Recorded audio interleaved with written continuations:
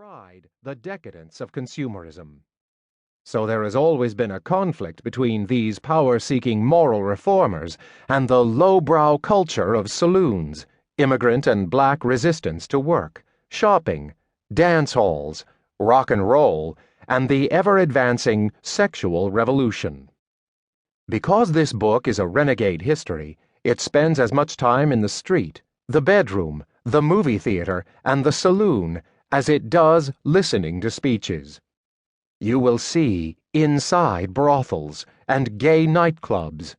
You will see the secret parties held by slaves and understand why so many refused to leave the plantation when they were freed.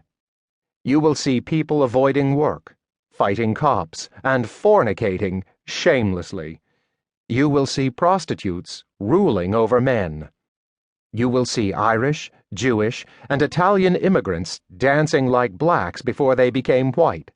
And in every instance, you will see American freedom expanding.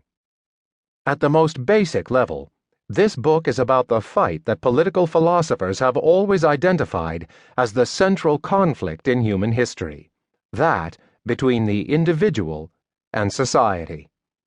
Thus far, scholars have shown little interest in finding this conflict in American history, and even less interest in the kinds of individualists who are at the center of this book.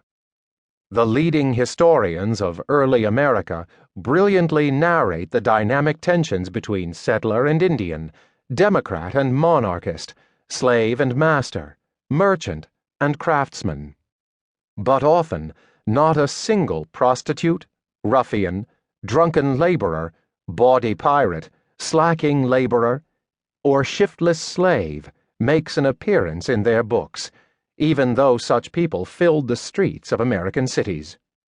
The great historians of the colonial and revolutionary periods have given us masterful analyses of the transatlantic economy, the class basis of the revolutionaries, and the ideological origins of American democracy. But too often, they are uninterested in the ways in which individual freedoms were constrained in the service of democracy, and how, despite its place as the capital of liberty, America developed a national culture that was more sexually restrained and work-obsessed than Victorian England. The pivotal events of the 19th century have been similarly whitewashed, especially, and ironically, in the telling of black history. Unfortunately, because the historians who came of age during the 1960s and 1970s were so eager to make the masses into heroes, they did not see that it was precisely the non-heroic and unseemly characteristics of ordinary folks that changed American culture for the better. Historians of slavery rarely acknowledge that slaves and their descendants were the vanguard in the struggle against Victorian repression.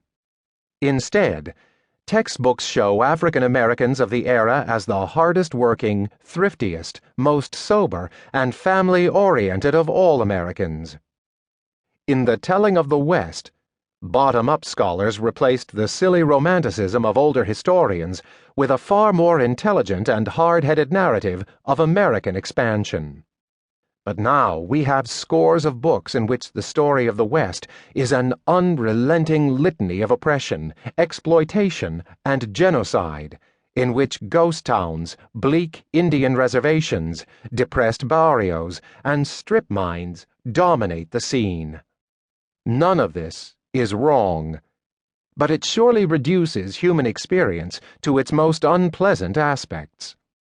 More importantly, it neglects the remarkable freedoms and pleasures that miners, lumberjacks, railroad workers, prostitutes, Indians, blacks, Mexicans, and Chinese enjoyed, often together, in the same rooms, in the lawless, wide-open towns of the American frontier.